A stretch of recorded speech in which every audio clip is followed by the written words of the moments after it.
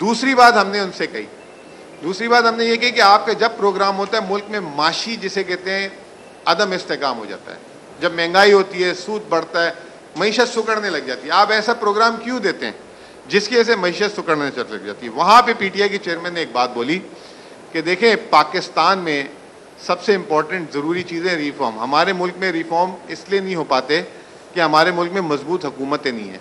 तो उन्होंने कहा उसके जवाब में कि ये जो हमारा प्रोग्राम है इस तरह डिज़ाइन किया हुआ है कि इस हुकूमत को एक किस्त मिलेगी, केयर टेकर को एक किस्त मिलेगी और आने वाली नई हुकूमत को एक किस्त मिलेगी। ये बड़ी इंटरेस्टिंग बात थी जिसको मीडिया ने बड़ा चढ़ा के, जिसको जो समझ आया उसने बात की।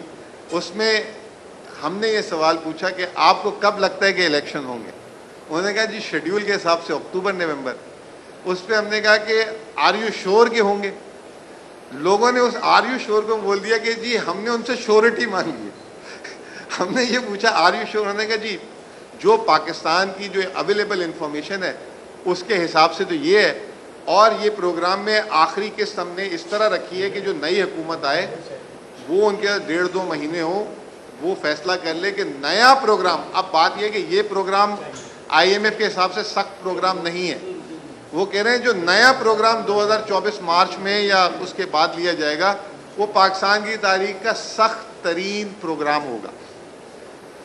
उस पे जो है हमने सिर्फ एक बात ये बोली कि अगर मुल्क में फ्री एंड फेयर इलेक्शन हुए और टाइम पे हुए और मैंडेट मिला तो वो नया प्रोग्राम अमल हो सकेगा, वरना उस नए प्रोग्राम पे अमल करना एक नहायत ही मुश्किल काम होता है। उसमें पीटीआई के चेयरमैन ने मिसाल दी कि जब वो हुकूमत में थे तो उनके 3.5 साल वो जो रिफॉर्म करना चाहते थे वो नहीं कर पाते थे।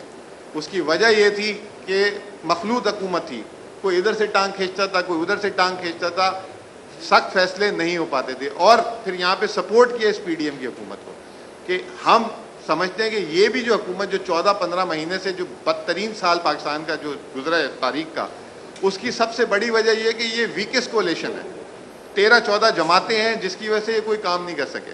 तो अगर आगे भी इस तरह की हुकूमतें आईं तो फिर पाकिस्तान मजबूत राहों पे नहीं चल सकेगा। 24 के बाद फिर कई प्रोग्राम लेने पड़ेंगे।